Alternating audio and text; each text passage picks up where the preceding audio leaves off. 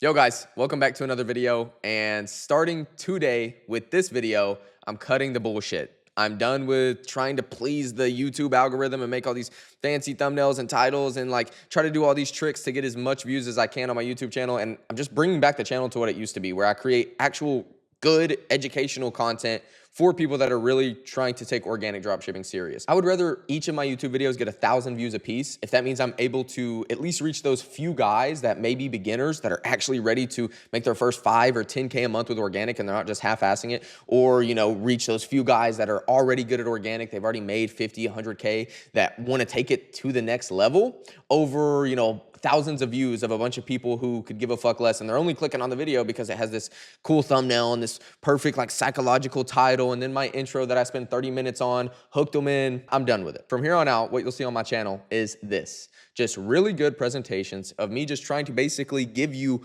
all of my knowledge, everything I can to help you become a better organic dropshipper. So with that being said, if you're ready to get more views for your products and as a byproduct, make more money because you're getting more views, let's jump into this banger of a lesson. Also, I completely forgot to mention, if you're new to my channel and you're wondering who the hell is this guy, why should I listen to him? My name is Ethan Hayes. I've done well over 1 billion views with organic dropshipping, almost 2 billion views with organic dropshipping, multiple 100K plus follower accounts, almost $1 million in lifetime rev. And I've also created half of the sort of trends and concepts you see today, all the way from, the way people's rooms are designed to products to actual video concepts themselves, the whole 9 yards. Even some of your favorite gurus that you watch on YouTube, I personally mentored myself before they ever even made their first YouTube video. So I only say that not as a flex, but just to give my credibility, so you actually soak this lesson in and you're not sitting there wondering, okay, is he just pulling all this shit out of his ass, or is this somebody I can really listen to? But I'm done yapping. Let's get into the lesson. All right, guys, so what I have put together for us today are 7 mini lessons that are gonna make going viral easy for you. And then outside of those 7, I have a few more extra tips and tricks that I have saved for the end of the lesson. But virtually what all these are all the little tips and tricks that I've gained over the years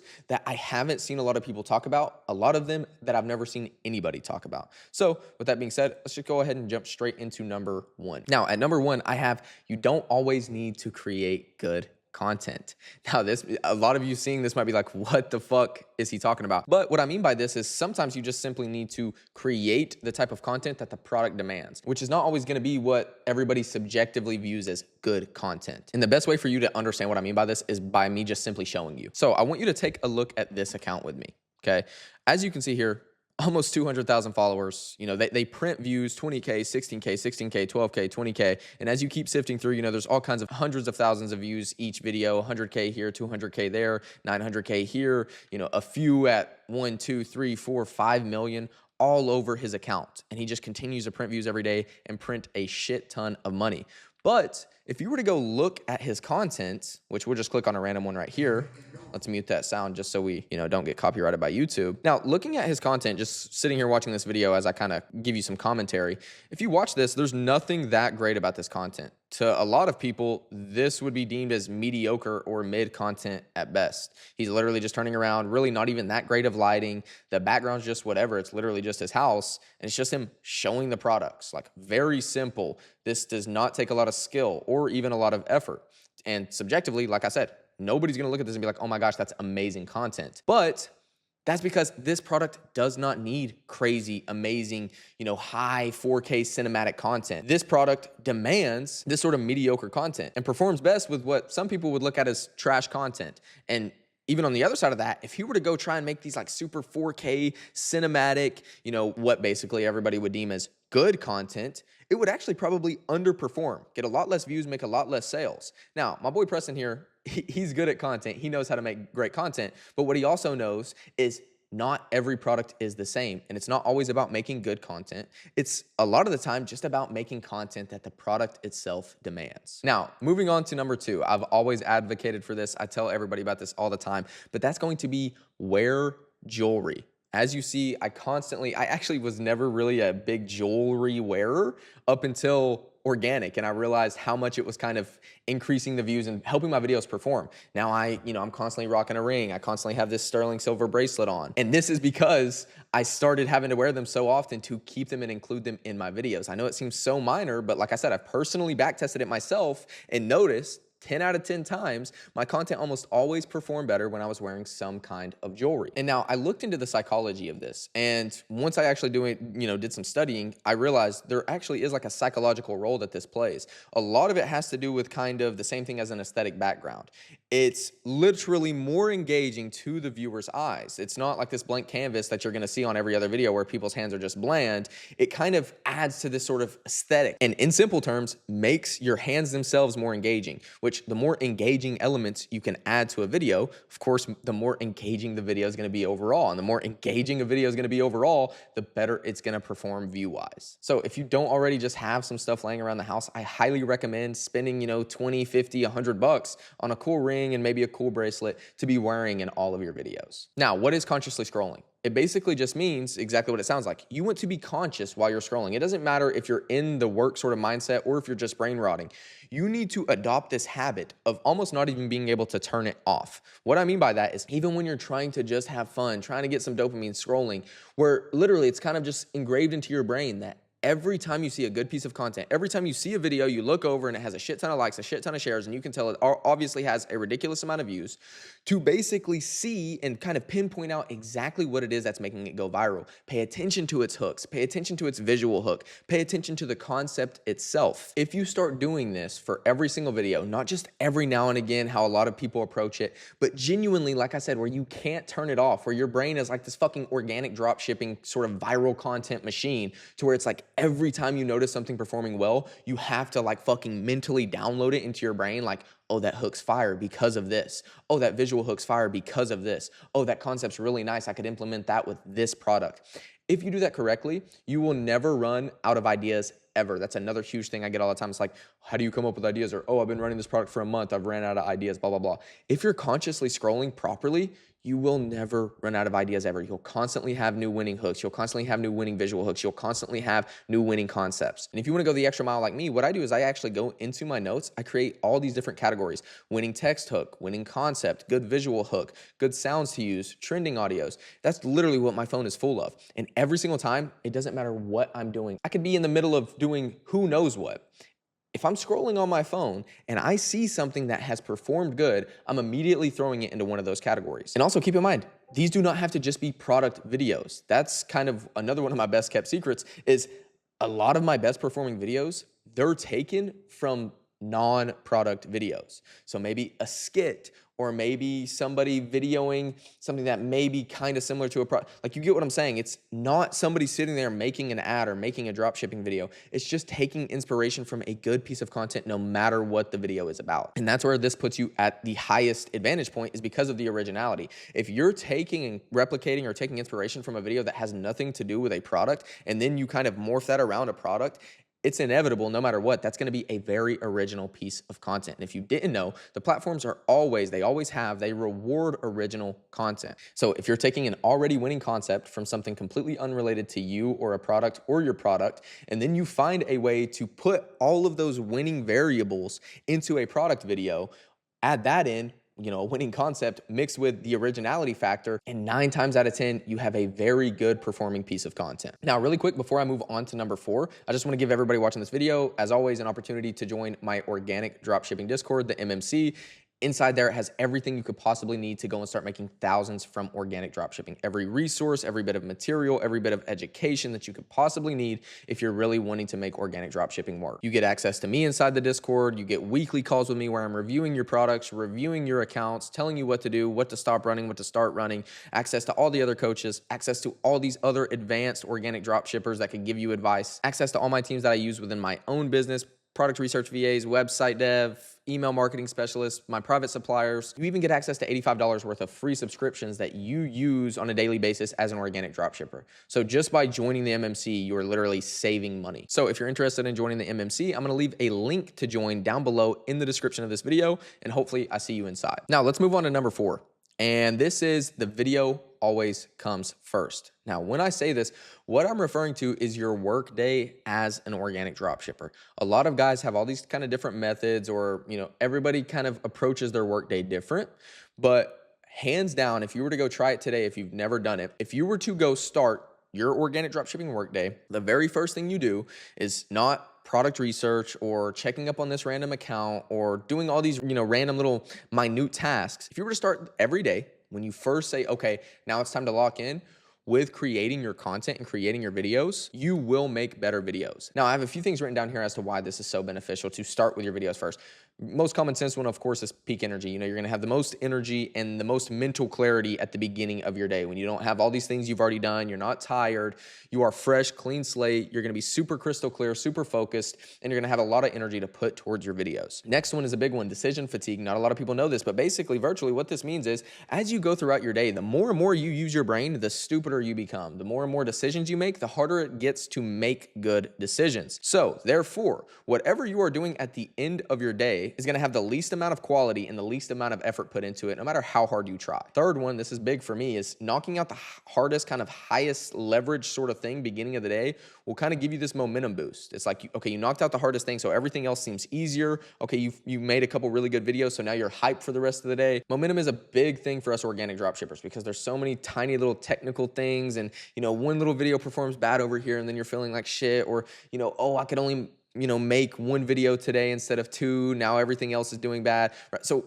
us as organic dropshippers, momentum is a big deal to me, which is why it's another really good reason to make your videos at the beginning of the day. Now, the last one I have here is reduced procrastination. Kind of another common sense one, but if you have all these things piled up throughout the day and it's already been a really long work day and you're kind of, all this decision fatigue and just all these things piled up and all these tasks that have went on, and then you get to your videos, 9 times out of 10, you're gonna half-ass them. You're just ready to get them over with, or you're gonna keep pushing them off, and then that leads to you half-assing them even more. And sometimes, some days, you might not even create them in general. Just another reason it's a great idea to record your videos first.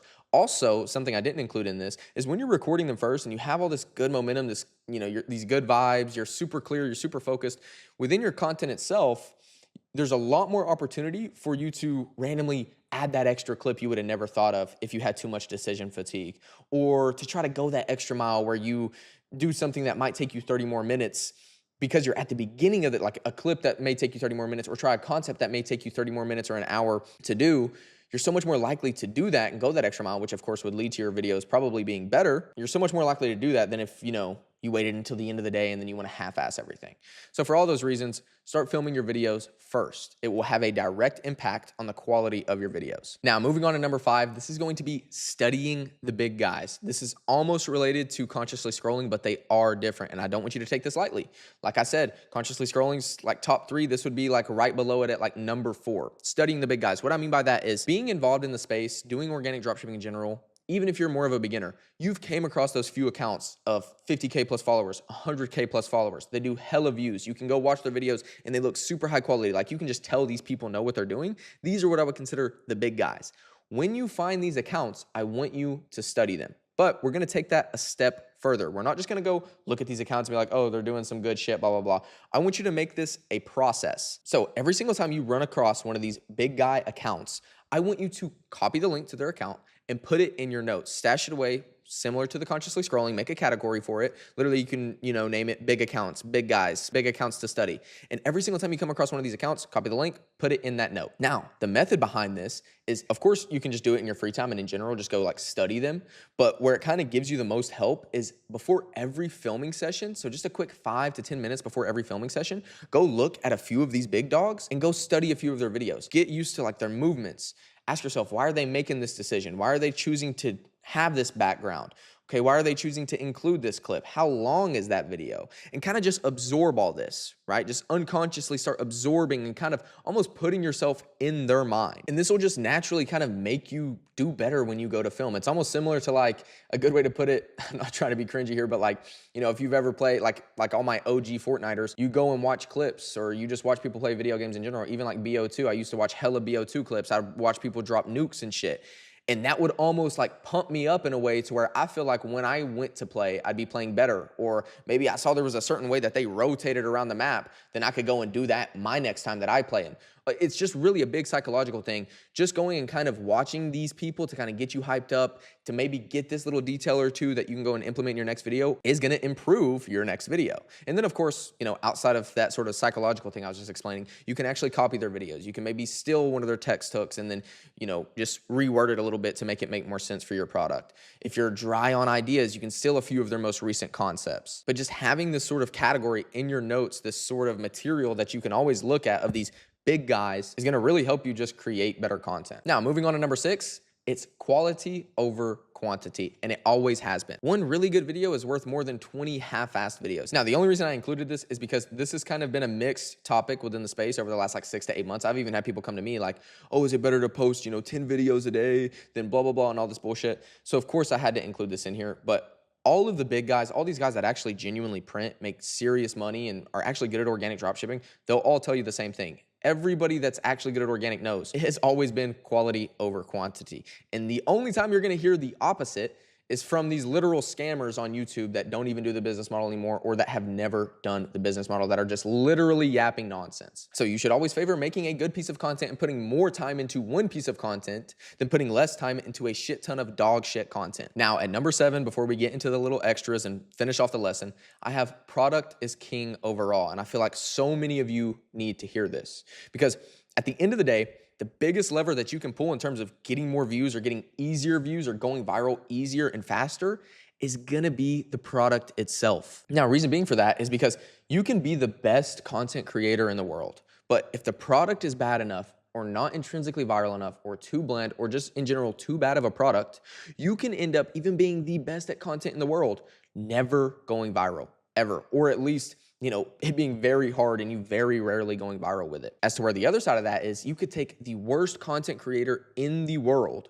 horrible content, has no idea what they're doing, but if the product is good enough and intrinsically viral enough wow factor, and just in general the product's good enough, they can go viral. They can go viral with ease. You see it all the time. You'll go look at somebody's account and you'll be like, dude, how are these people going viral? Like, what is this dog shit? Like, this is such bad content. And that's because the product is carrying their videos. And just knowing that is enough for you to understand how important the product itself is. Now, let's say that weren't the case. If you're running a product that is super hard to go viral with and it's not intrinsically viral, you're just fighting this pointless uphill battle of constantly trying to get a product to pop off that is almost impossible. Like, there's no point in putting yourself at that disadvantage. So the point of number 7 here is that sometimes going viral or not going viral is even deeper than the actual content or content creation skills themselves. Now, as for the extras, I just didn't feel like these were big enough to make their own little mini lesson on, so that's why I added them into the extras. So now I'm just gonna rapid fire these because they're definitely worth you knowing and understanding, but not worth, going into crazy detail about. Now, emojis, they matter. A lot of people will half-ass their emojis. I see so many people where it's like, I'm looking at their text hook, or I just come upon a video and it's like, bro, you could have used this emoji and it would have done so good, but they use just some random ass emoji, or sometimes they'll use emojis that don't even make sense to their text hook. Emojis matter. Actually try to think about the emojis you're using. If you're wanting to portray some sort of emotion, that emoji needs to portray that emotion perfectly. And also, you'll always want to keep it to 1 to 2 emojis per text max. Now, platform specification. Some products are going to perform better on certain platforms. I think a lot of you need to hear this because a lot of people kind of get confused. They're like, I'm going viral on TikTok, but not on IG. I'm going viral on YouTube, but not on TikTok. And that's because certain products will perform better on certain platforms because each platform has a difference in their main demographic. As to where YouTube is super sort of childish. It's going to be a lot of kids. So more gimmicky toy products are going to perform better on YouTube. As to where IG has a bit more of a mature audience. So products that are a little bit more mature by nature are going to perform better. Now, that doesn't mean that super childish or immature products can't go viral on IG, or that sort of more mature products can't go viral on YouTube. It's just much more likely for certain products to go viral on certain platforms. Now, your lighting, this is a big one. A lot of you, like I have a lot of people come to me, they're like, what video setting are you using, or camera setting, or this or that? How are all these people making this like super nice, so crystal clear, like 4K cinematic clips? How do they look just so pure? And everybody, for some reason, like that's a big reason I'm bringing this up, is because inside the Discord, a lot of people have, recently been talking to me about this.